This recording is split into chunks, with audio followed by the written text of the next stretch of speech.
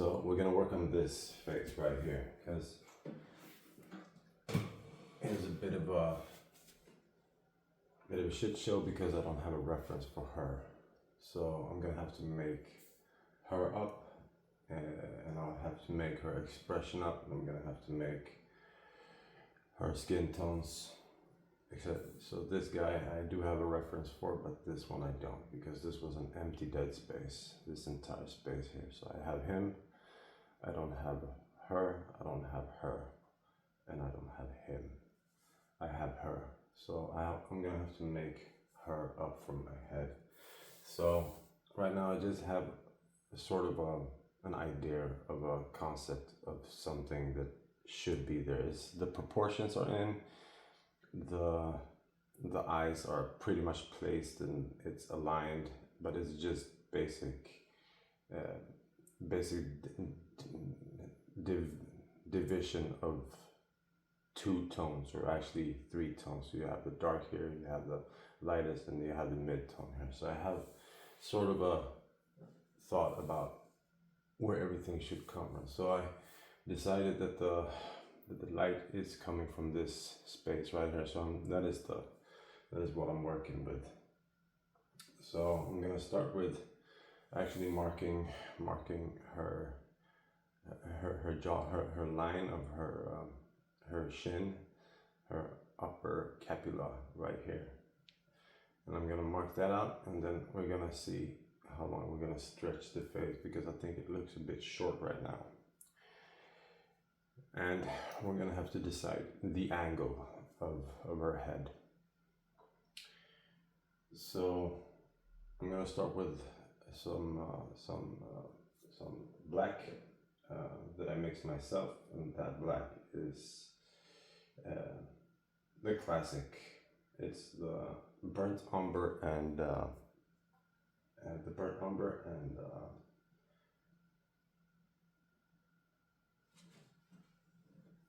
ultramarine blue. So we're gonna mark her up. So right here where the eye fold is, there's always like a dent. So you have, sometimes this even connects, right? So I don't know, maybe I will have the eyes open, maybe I will have them closed. I have her eyes are open, pretty vigilant, looking up towards that space right there. So I might have her looking towards the table, I'm not sure. But he's also looking down, so maybe there's an attraction point right here that I will maintain the focus on, because I think his angle will be towards the table too. Maybe she's picking something up. I haven't decided if there's gonna be a movement with her hands towards the table. So we're gonna mark her jawline here, and this is the nose.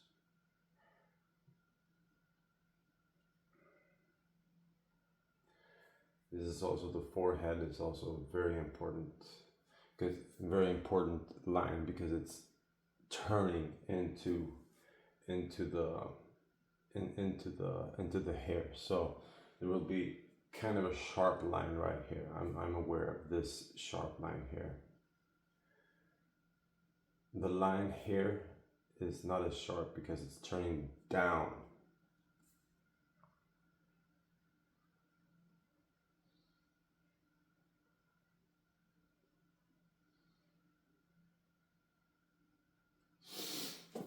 So I won't be finishing her today with the perfect skin tones. I will leave her sort of monochromatic, like this guy and this lady right here.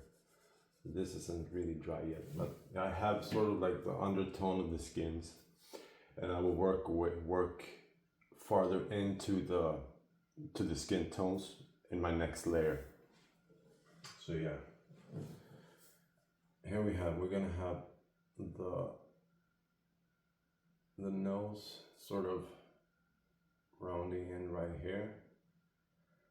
I'm not sure, because the light is hitting here, the light will pretty much absolve between the part underneath the eye and the nose bridge. So I won't make too much distinction between these two.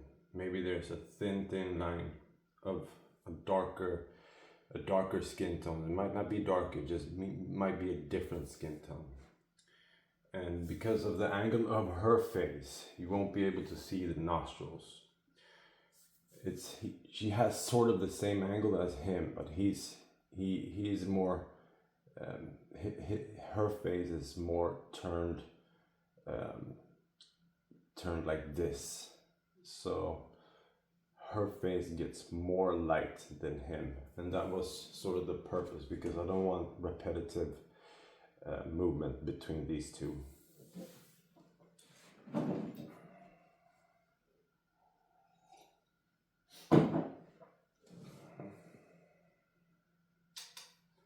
I might have some similarities because I had thought about maybe making them sort of similar, so it's like a brother and little sister, but I will decide that. I think I will keep her eyes open.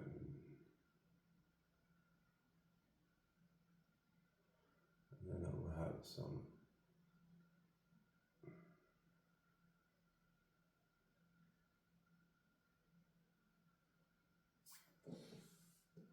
so we can see some eyes, because I think it would be too repetitive to have his eyes closed and her.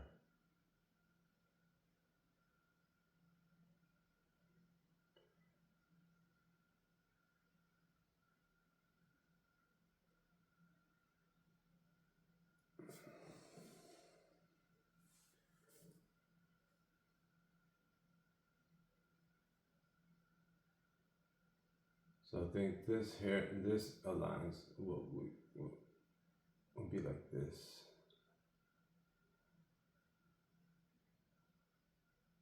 There will be, you will see partial nostril, because the shadows will hit, so there will be a darker part right there. So you can change the facial feature a lot with connecting the shadow between the two eyes. So the nose bridge can either be covered with shadow or it can be lined. So that's sort of how you can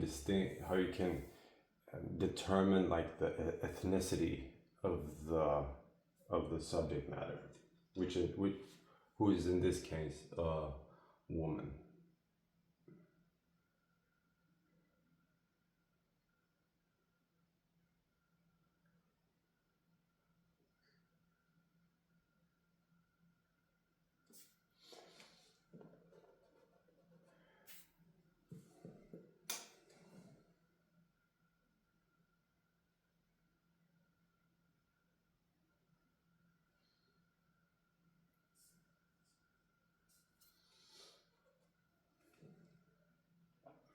So the bottom lip always leaves a shadow underneath, so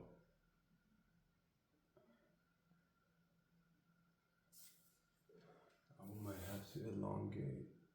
So the top lip always leaves a shadow.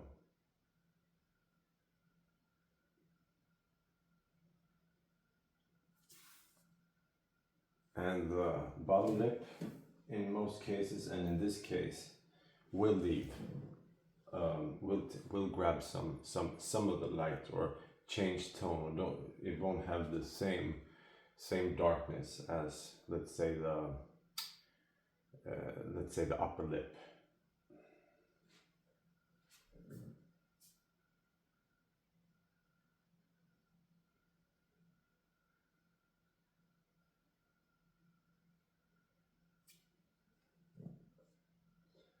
So I want to contrast this here. So I'm imagining her shoulders coming down from here, which will give a perfect line for the nose, because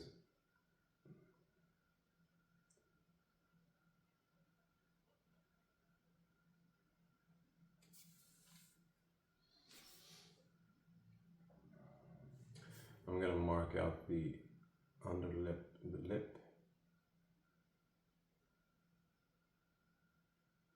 the bottom lip.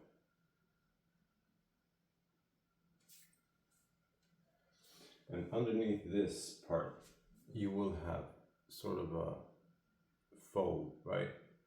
And it gives a lot of character, and it can decide some of the sort of intention of the character. And the nose, because of the light, it will leave a pretty dark shadow right here.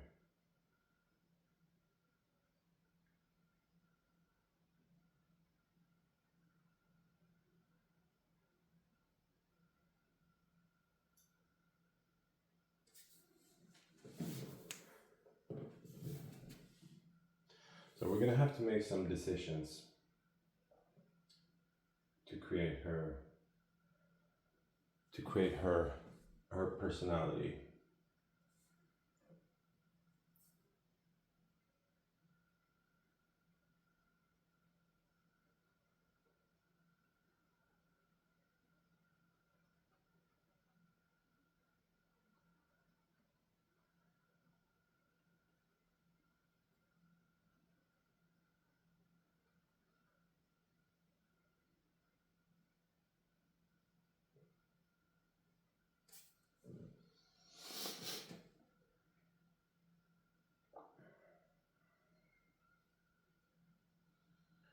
All right, so now this is a critical part, like the shin. How big will the shin? Because you can really kill the canniness with the shin, right? So here we're gonna sort of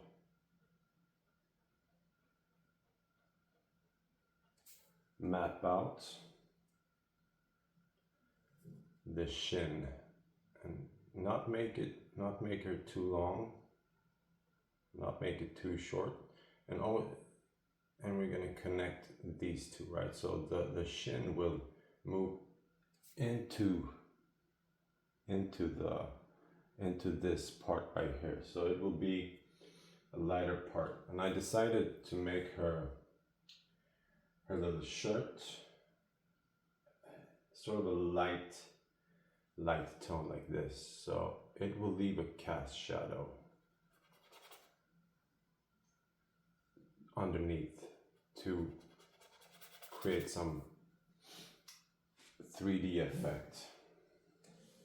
Now I'm pretty comfortable in sort of making this part a little warmer, maybe a bit more yellow, give it some heat, because the light is shining here and the flesh will pick up that light on the other side. So yeah, I'm pretty comfortable in going here with this one. This would be an important tone to create some of the tones.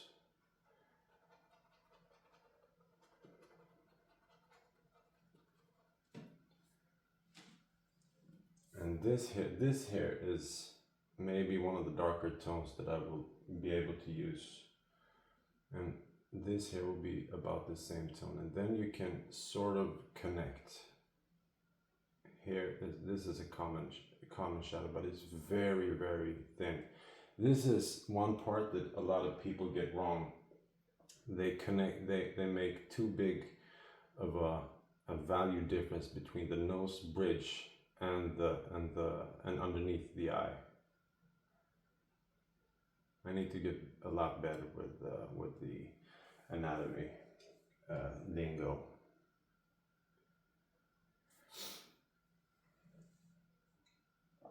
Also, casting up, this part right here will cast shadow, cast light in the eye socket right here. So this will always be a bit lighter than this part. This here is almost always the darkest part of the face.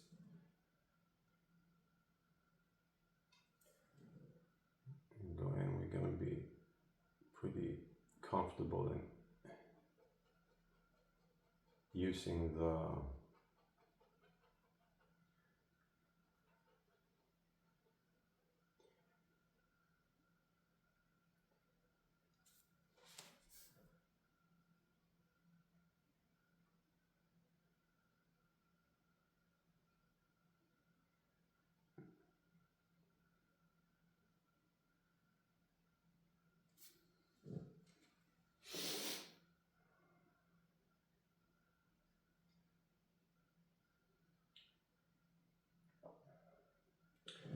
So right here, so it's not wrong to mark out some of the, create some warm tones on the upper lip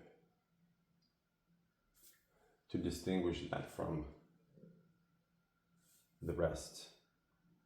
So it's not just like a, because shadows are always turning, right? So it's never like a purely dark shadow. So the shadow is almost like, oh, here would be the one of the darker spots right here. So this is where shadow turns. This is where form turns. So this will be a dark part. And this will be a dark part.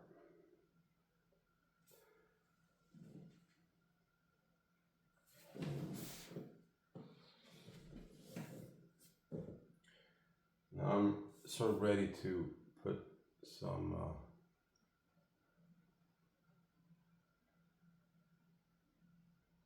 of that cast shadow, the cast light underneath this eye right here to create some form of some tone. So I haven't gotten into, this is just mapping out like the most important shapes at the moment. Now I'm gonna put in a bit of color for her lip to sort of distinguish the lip from the rest of her face.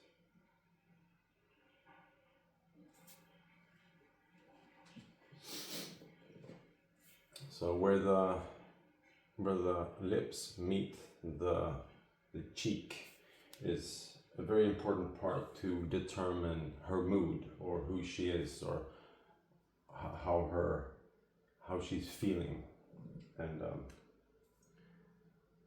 that's a super important part.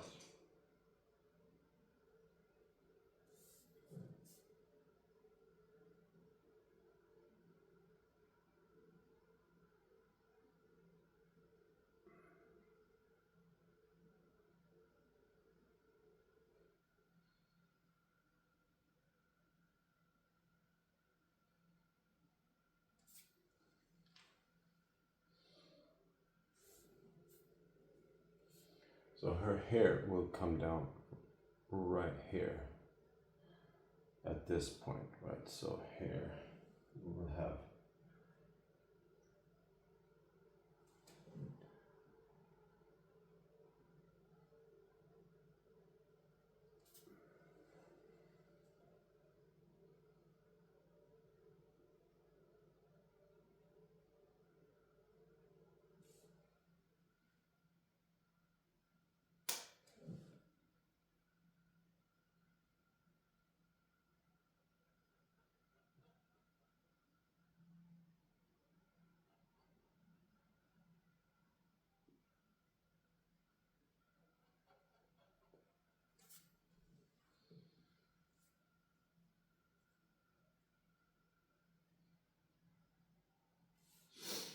mapping out the bottom lip. So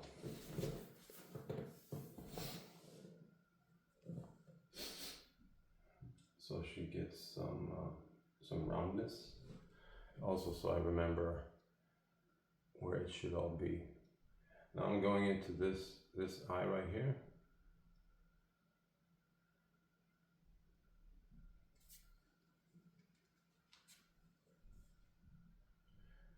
I want to create a stronger cast shadow light underneath her shin to make this more developed.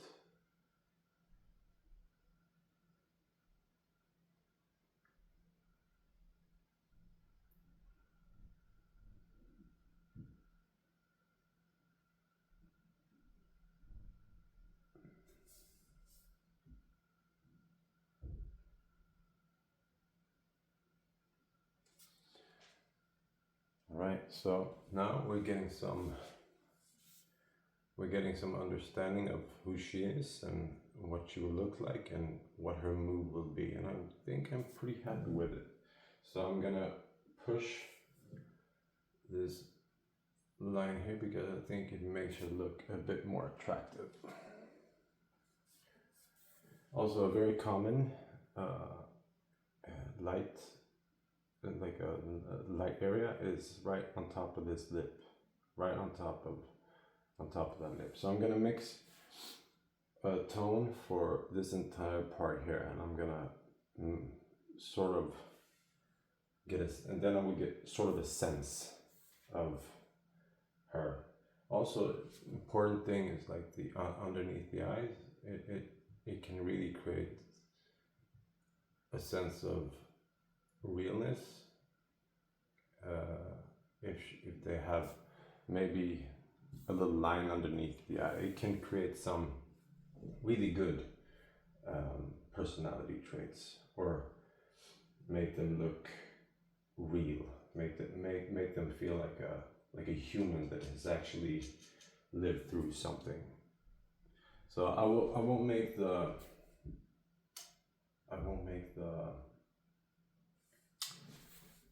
I will make it darker than my underpainting.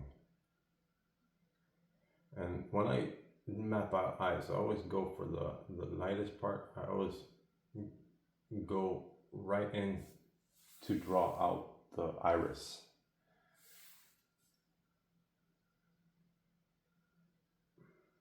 Because I think it's a very easy way to create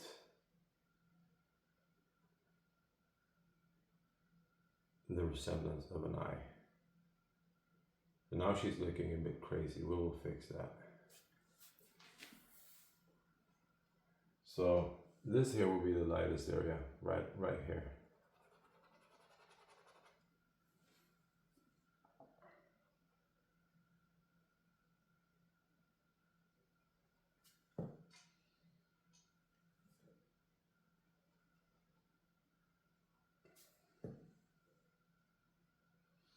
So I'm using, at the moment, cadmium orange.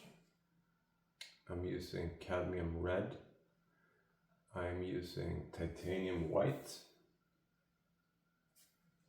And I'm using burnt umber and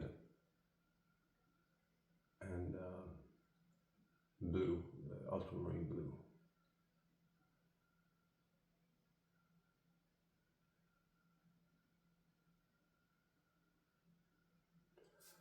Yeah, she will be intense. This will be an intense little lady right here.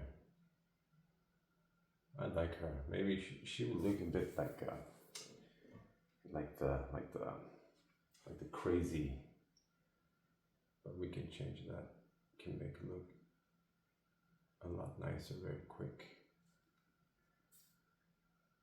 Now she has this like deviant look, where she's like, yeah, what is happening? Maybe she doesn't like one of the other ladies at the table. She looks a bit rude, that lady right there. So this part right here will pick up a lot of light.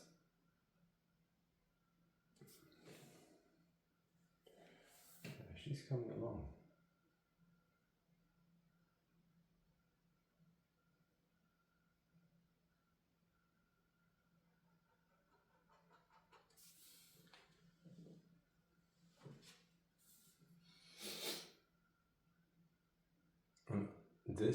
This light here almost always sort of bleeds in to the rest of the face, because it's no sharp line. It's sort of developing into the rest of the face.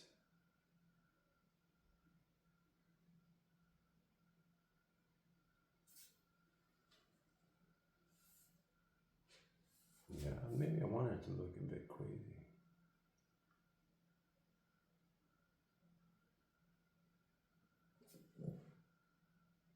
She might be the crazy one of the bunch.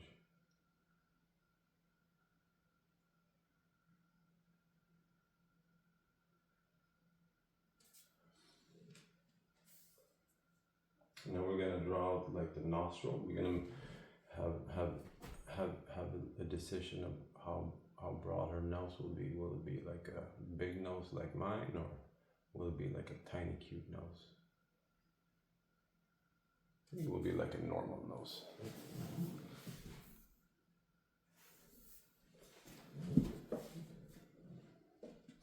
Now she has more of an expression. She is more of a face. Now we'll round out her nose a bit because this is a shape.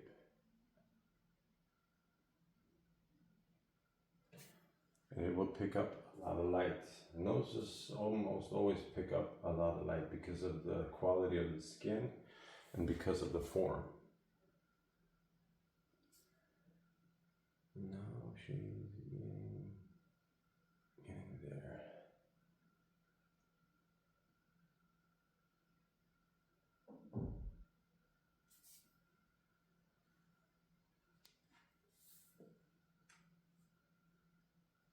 So now we have like sort of the mapping.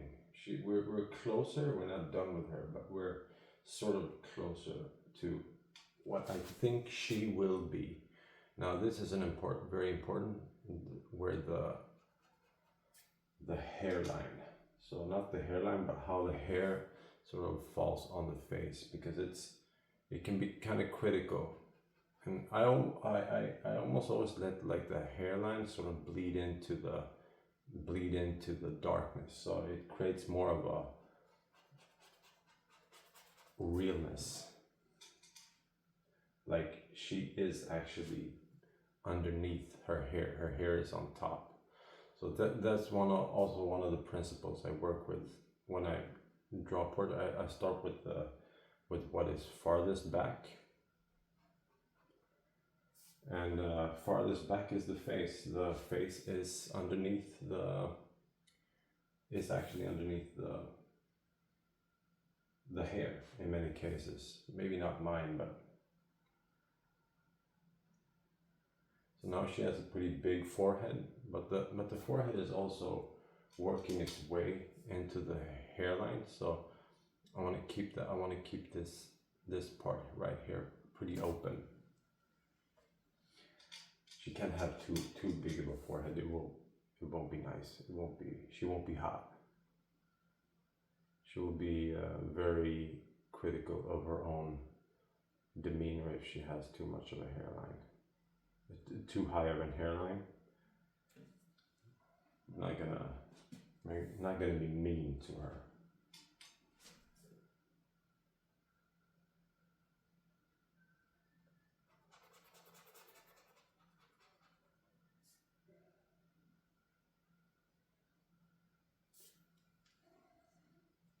The hairline also decides pretty much the angle of the face. And I think we have the correct angle right now. The angle we can sort of embolden with this line here. So then we have more of a decision. But however, now I think maybe we need to change this part right here.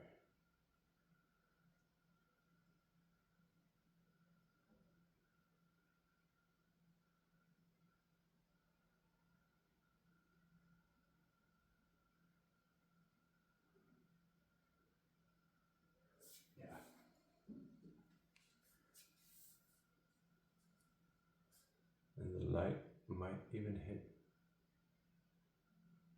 Yeah, that's good.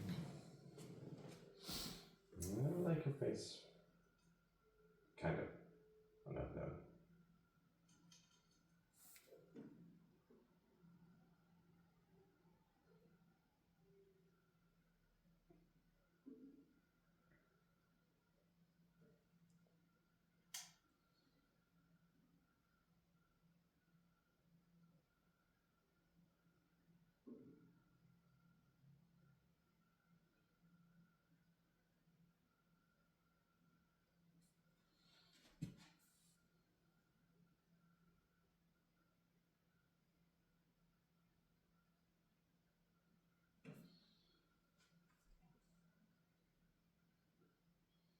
We don't want her to look like a knuckle dragger. We want her to look feminine, but yet empowered, not too. We want her to have personality, but I don't want her to take over the entire painting.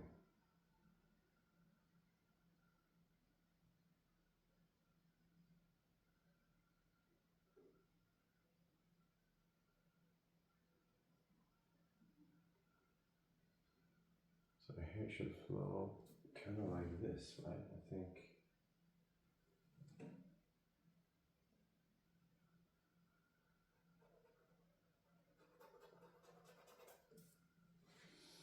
And a very important line to create a feature. It is actually this line right here, just on top of the eye. It is super important. It really creates personality, and it's so important.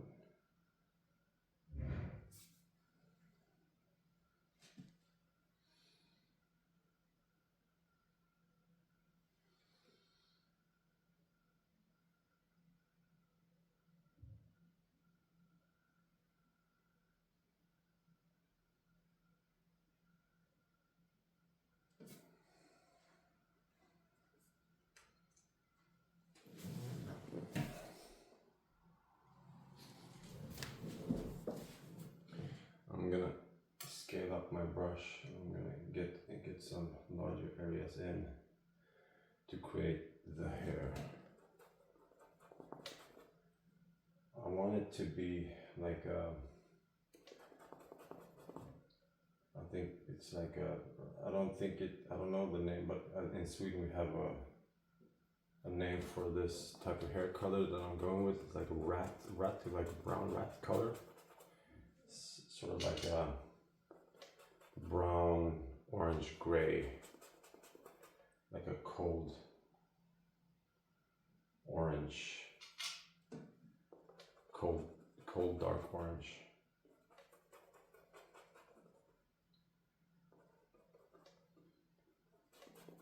And I'm gonna turn it into a warmer orange, warmer yellow orange when it turns towards the light right here. Because it will turn into the light so we can get some more fluidity to the hair, and some more make it more alive. It's way too yellow, I think. More like this. You can use some of that, drag this into this and make it more believable.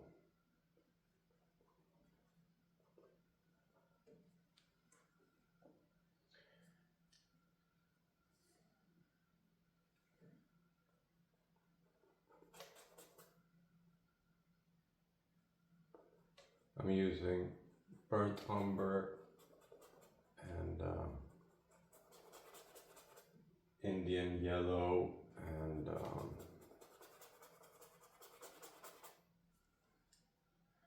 maybe her head is too, maybe we should make it a bit more. Maybe it's too.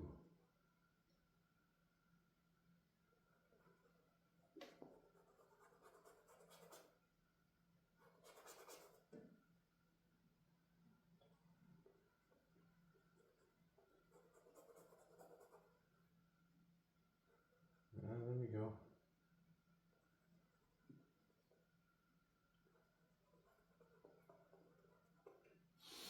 She's coming along now. I believe in this little lady right here. I think she would be one of the main characters now. I was a bit hesitant towards her at first, but now maybe she got something. She really got something. Maybe she's like one of the mains.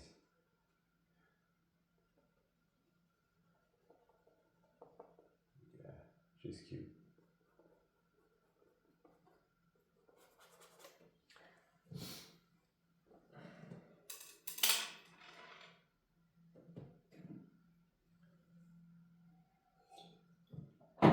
Now we're gonna go in and create this. This will be a very important part. The the light on top of the hair is very important. It's one of the main features. So I won't make it as warm as the one down here, because here it's hitting her skull is underneath and it's white, and it will be more of a grayish tone right here.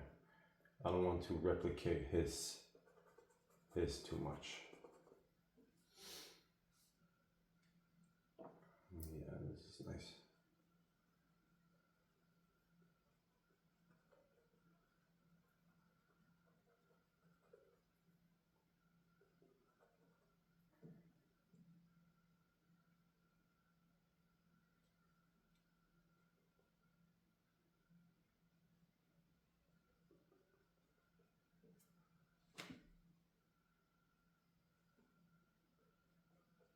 So the hair moves in different folds, so it can sort of stretch in different layers, and it's important to not make it look repetitive, but hair folds will start here and move down here, so this will decide the shape of the hair even down here.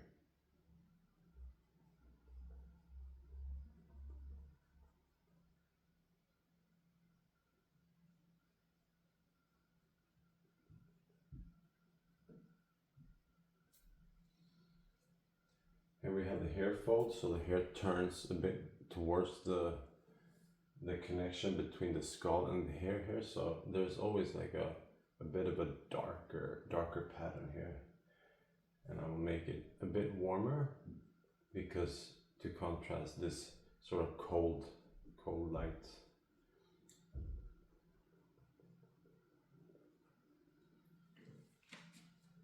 She's coming along good, this little lady, I think.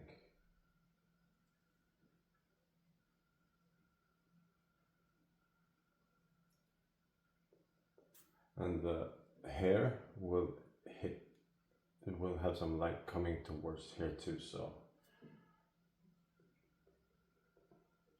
gonna keep that in mind, don't forget that.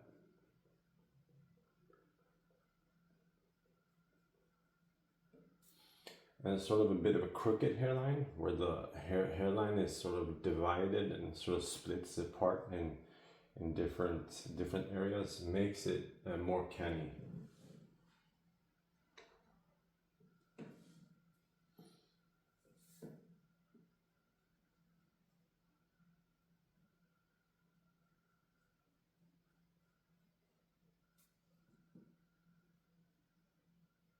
I think I can put a bit more heat in this part. I think maybe I go a bit darker like this.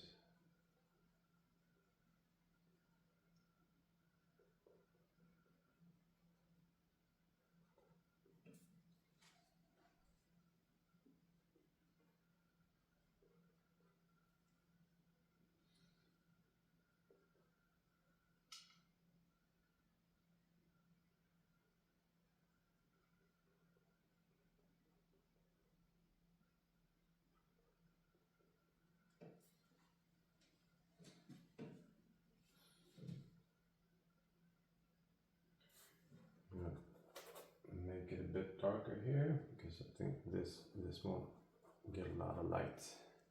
I'm using some liquid to make the brush flow better and to cover some more space.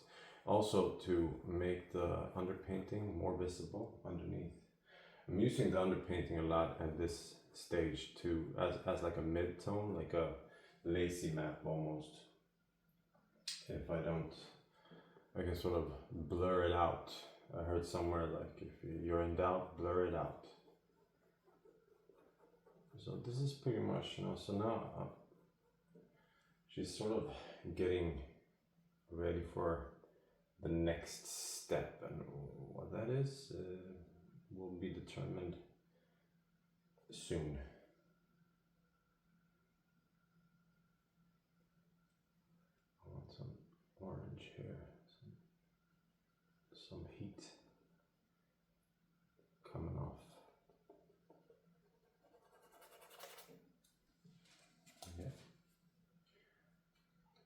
gonna have some more light hitting the top of her head.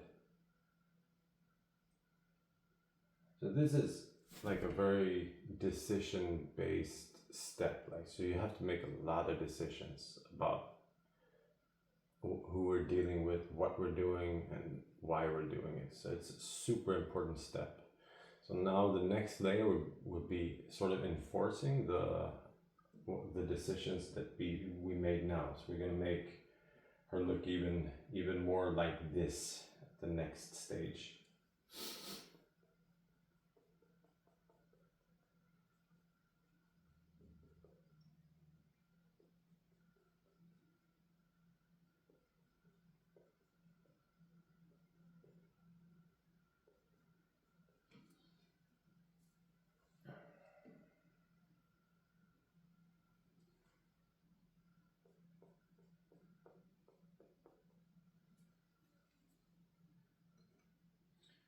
So now we're gonna sort of draw in the,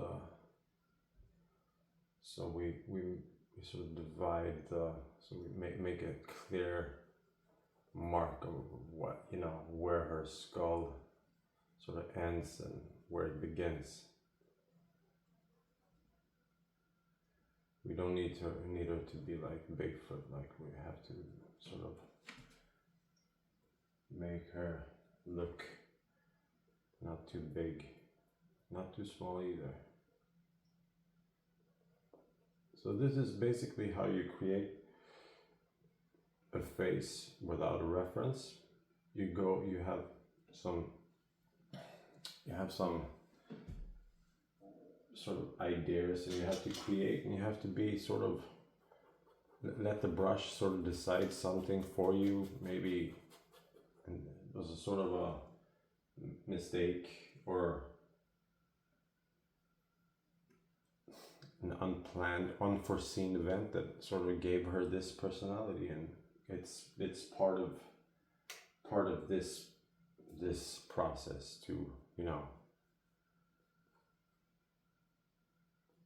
to decide who she is. And it creates, I think, originality to the painting, something that is specific to this painting, that there's something that a photography wasn't part of creating, or that it is a person, is something that is purely from my imagination.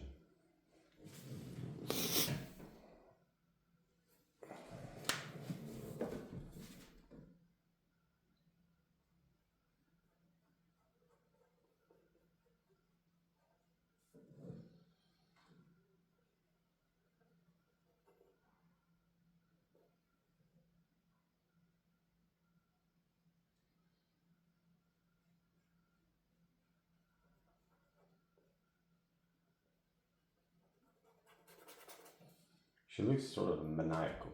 I like that with her. I like her. She might be my favorite character as far. She's a bit younger, right? She's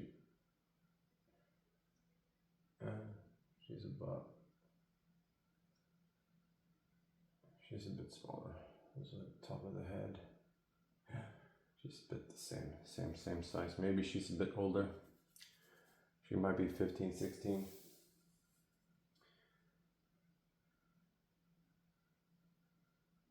Yeah, so this is pretty much how you create, like how you go from not having features into having some sort of idea of some features. You can map in some of the lighter areas, so it will be right here.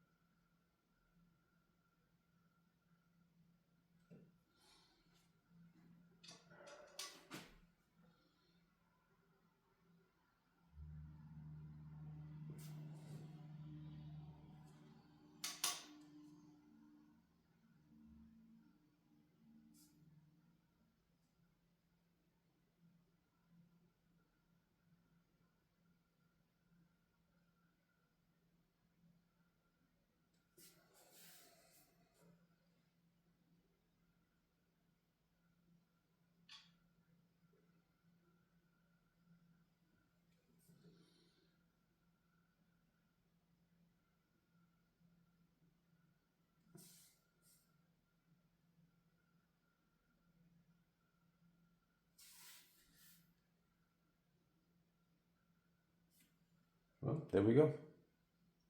Then we have a face. Thank you for watching. If you want to, you can subscribe. If you want more content like this, there will be a lot more of these types of sort of tutorials coming up pretty soon, especially about faces, how to create faces from scratch with no reference. This is also a part like, so the division of the hair always leaves like a little line in the middle like that. I think that's pretty attractive.